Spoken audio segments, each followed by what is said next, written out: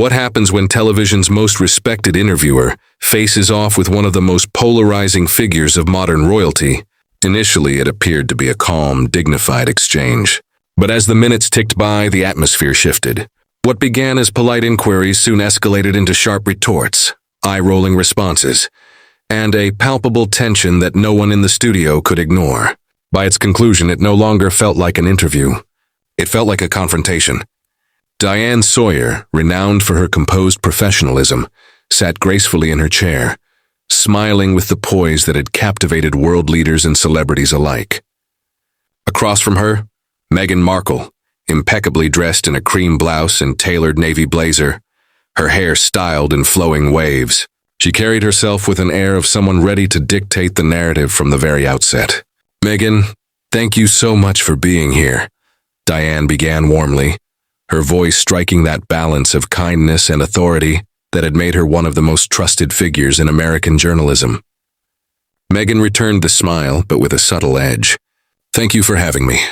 It's always illuminating to be invited onto platforms where I can clarify the truth rather than the distorted stories people prefer to circulate." The audience chuckled politely, though the underlying sarcasm in Meghan's voice was not lost. Diane's eyes flickered with the faintest hint of surprise, yet she continued with grace. "Well, that's precisely why I wanted to speak with you. People have seen headlines, but they haven't always heard your voice directly. Let's start simply. How are you doing? How is life these days?" Meghan crossed one leg over the other, straightened her back, and let out a deliberate sigh. Life is busy, demanding.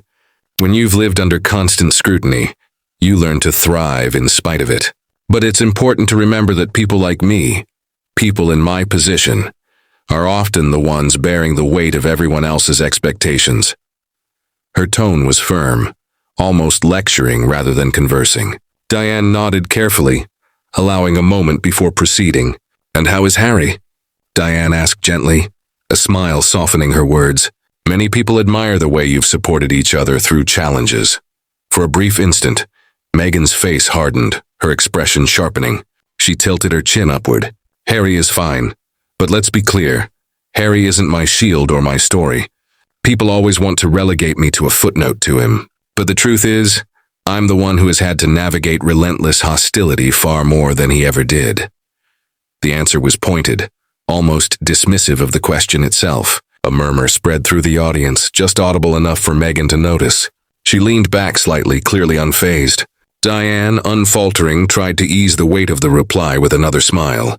"I understand, but people are curious because they see your marriage as a partnership." Meghan laughed softly but without warmth. "A partnership, sure. But let's not pretend that people don't constantly try to define me through him. I think it's insulting."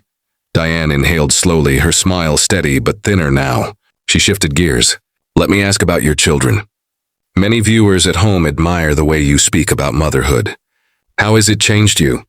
This was where the tension became more palpable. Meghan's eyes narrowed slightly. "Changed me?" Again, that's the assumption that I needed changing. "I've always been strong, independent, aware of who I am. Having children doesn't define me. I define myself. But of course, people love to paint me as if motherhood somehow redeemed me, as if I needed redeeming." The studio grew quieter. Even Diane's co-producers, watching from behind the cameras, exchanged nervous glances. Meghan's words weren't just sharp. They carried an air of defiance that turned even the gentlest of questions into triggers. Diane remained collected, though her posture shifted subtly forward. "I hear what you're saying. Still, many mothers feel a profound transformation. It's a shared experience." Meghan cut in quickly. "Yes, but my experience is different, Diane. And I think we should stop trying to make me relatable to everyone else. I'm not everyone else." Her words landed heavily, echoing in the silence that followed. Diane took a measured breath, keeping her calm intact. She transitioned, hoping to soften the atmosphere. "Let's talk about your journey with the royal family. You've spoken openly before, but how do you feel now, looking back?" And that's when Meghan's expression shifted once more. Her jaw tightened, her eyes gleamed with irritation, and her voice grew noticeably sharper. "Honestly, I feel like any mention of the royal family is a trap. Every time I'm asked about them, it's not curiosity. It's judgment packaged as interest. I don't owe anyone answers about an institution that thrived on tradition at the expense of individuality." The words hung in the air like a blade. Diane's smile faltered for the first time, just slightly, though she quickly recovered. She nodded, acknowledging the response without agreeing or challenging yet. The tension had arrived. Viewers could feel it.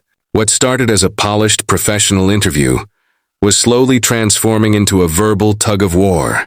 Meghan's tone carried an unmistakable arrogance, and Diane's legendary composure was being tested in real time.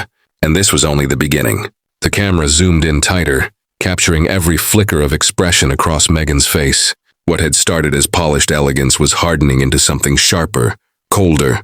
She leaned back in her chair, crossing her arms loosely, signaling that she wasn't here to be handled. She was here to dominate. Diane, steady as ever, adjusted her notes. "You've spoken about the challenges of entering the royal family. But at the same time, many have pointed out that the titles, the recognition, and the visibility also brought opportunities. Do you see that balance?" Meghan's laugh was abrupt, a little too sharp. "Opportunities? Let's call them what they were. Chains, Diane. The so-called opportunities were just expectations to perform, to smile, to play a part in their antiquated play. You might see it as a gift. I see it as exploitation." Diane nodded thoughtfully, refusing to flinch. "I hear you. But others might argue that visibility gave you the chance to amplify your causes. Women's rights, mental health advocacy, racial equality. Don't you feel the position also allowed you to make a difference?" Meghan tilted her head, a smirk tugging at her lips. "Difference at what cost? I didn't need a tiara on my head to care about women's rights. I didn't need a palace to speak about mental health. The irony is, Diane, people seem to think that without the royal family, I wouldn't have had a platform. That's an insult, frankly." Her words landed heavily. The audience seated just beyond the bright studio lights shifted uncomfortably. A few exchanged looks. Some clapped softly in support, but many could feel the dismissive edge cutting through what should have been thoughtful answers. Diane leaned forward slightly, her voice still soft but firmer now. "I don't think anyone would deny your talents or your passion, but visibility is powerful, and whether you intended it or not, being part of the monarchy elevated your voice to a global stage." Meghan's eyes narrowed. "Elevated by whose standards? I was already making a difference before any of them knew my name. It's time people stopped acting like I should be grateful for being tolerated by an institution that didn't even want me there." There it was. The sting. Diane's professional calm wavered, though only for a second. She straightened her papers slowly, buying herself time. She had interviewed presidents, dictators, and movie stars in full scandal, but Meghan's defensiveness carried a unique venom. Switching gears, Diane tried a lighter angle.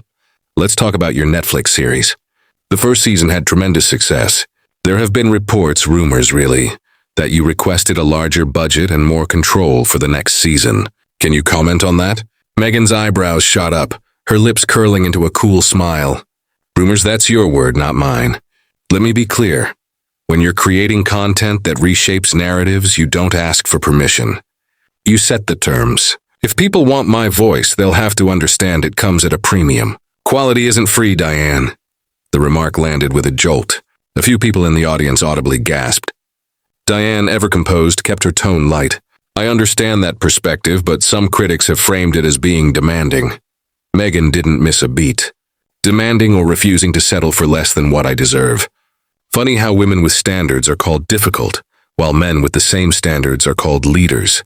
Don't you find that interesting, Diane?" Her voice had taken on a lecture-like cadence, as though she weren't answering questions but issuing declarations. Diane folded her hands carefully. "That's a fair point about double standards, but let me press a little. Do you think some of the backlash could be less about gender and more about perception? That perhaps the public feels disconnected when statements about privacy and peace are paired with very public contracts and productions?" The temperature dropped. Meghan's smile vanished, replaced by an icy glare. "Perception is a lazy word. People believe what they're told by tabloids and journalists," she let the word linger, "who thrive on poking at contradictions. Privacy doesn't mean silence, Diane. Privacy means I decide what to share, when, and how. That's power. Yes, I've earned it. Her tone was condescending, daring Diane to challenge her.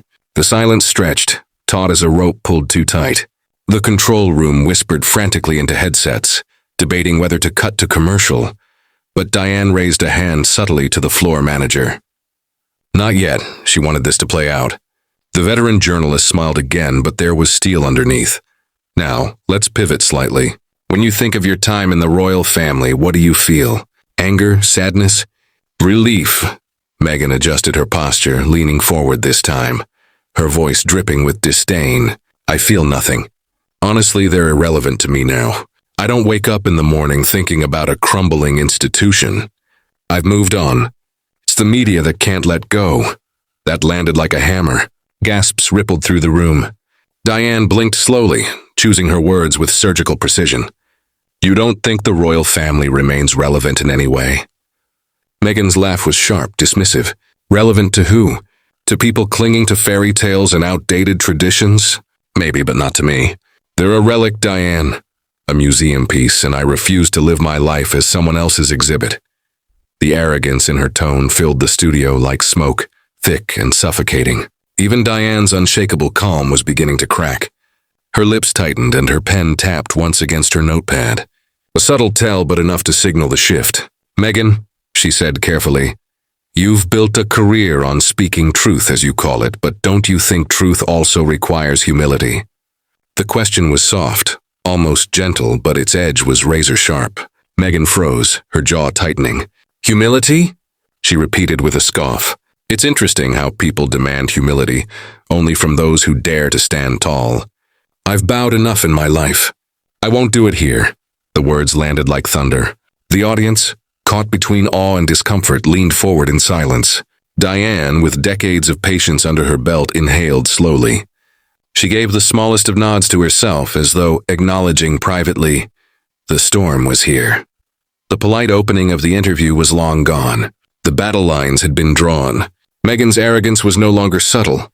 It was blatant, unrestrained, and the patience of one of television's most respected journalists was wearing dangerously thin. And as the cameras kept rolling, everyone in the studio knew something explosive was about to happen. The studio was silent save for the soft hum of the cameras. Meghan leaned back in her chair, arms folded across her chest, her expression set in that familiar mixture of defiance and superiority. Diane sat opposite, pen resting idly on her notes, her legendary composure beginning to thin like glass under pressure. Let's move into something personal, Diane said carefully, her tone still professional but tighter than before. Your husband, Prince Harry, many people see him as central to your story. How would you describe your relationship today, given all the pressures, the attention, and the choices you've made together? Meghan smirked, tilting her head with a dismissive chuckle. Harry and I don't need to prove anything to anyone. Our marriage isn't some public soap opera to be dissected by the media or reduced to sound bites. Frankly, it's insulting that you even frame it like that, Diane. We're stronger than ever. And unlike some people, we don't need validation from strangers. The audience reacted audibly. Some gasped, others shifted uncomfortably. Diane didn't blink, but her jaw tightened. She tried again, softening her voice. I meant no disrespect.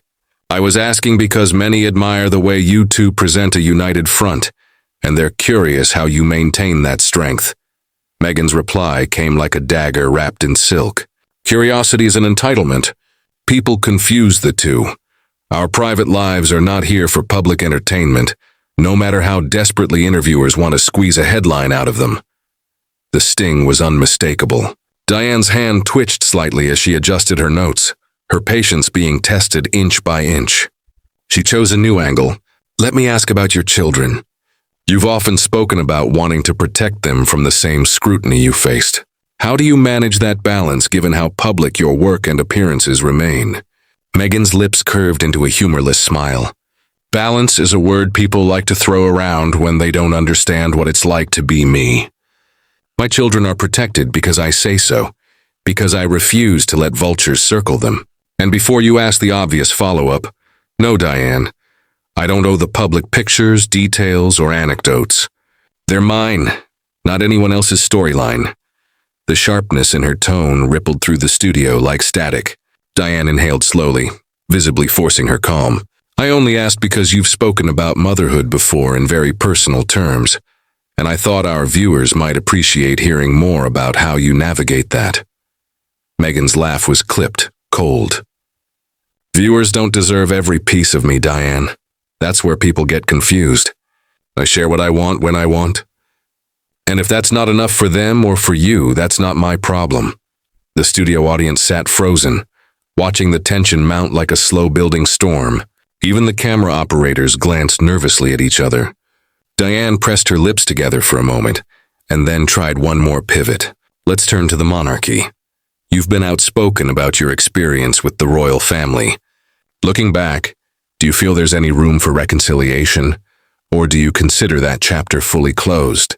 Meghan's eyes flashed with irritation. She leaned forward, her voice dripping with disdain. "Reconciliation with an institution built on hypocrisy, on outdated rituals, on people who never wanted me there in the first place? Why on earth would I reconcile with a system that thrives on exclusion?" "No, Diane, that chapter isn't closed.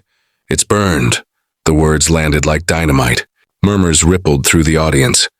Diane blinked slowly, a flicker of genuine shock crossing her face. But Meghan wasn't done. "You see, people like you love to romanticize the monarchy. Fairy tales, castles, crowns. But for me it was a gilded cage.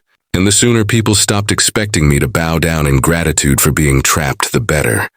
That was the moment Diane's patience visibly wavered. Her pen tapped once, sharp against her notepad. Her calm smile faltered just enough to reveal a sliver of steel beneath. "Meghan," she said evenly, "I think it's important to remember that while the monarchy has its flaws, it also gave you a platform that amplified your voice globally. Don't you think there's at least some acknowledgement owed for that?" Meghan scoffed, her voice rising with irritation. "An acknowledgement?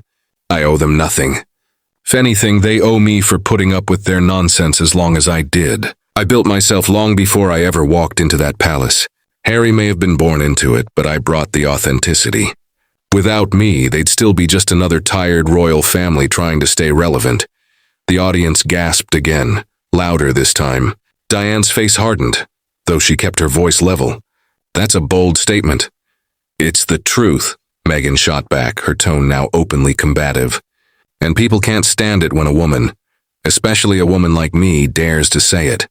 The air in the studio was electric now, thick with tension. Diane, her legendary composure fraying, leaned forward slightly. Her voice, still measured, carried a sharper edge. "Meghan, I've interviewed presidents, activists, even war survivors.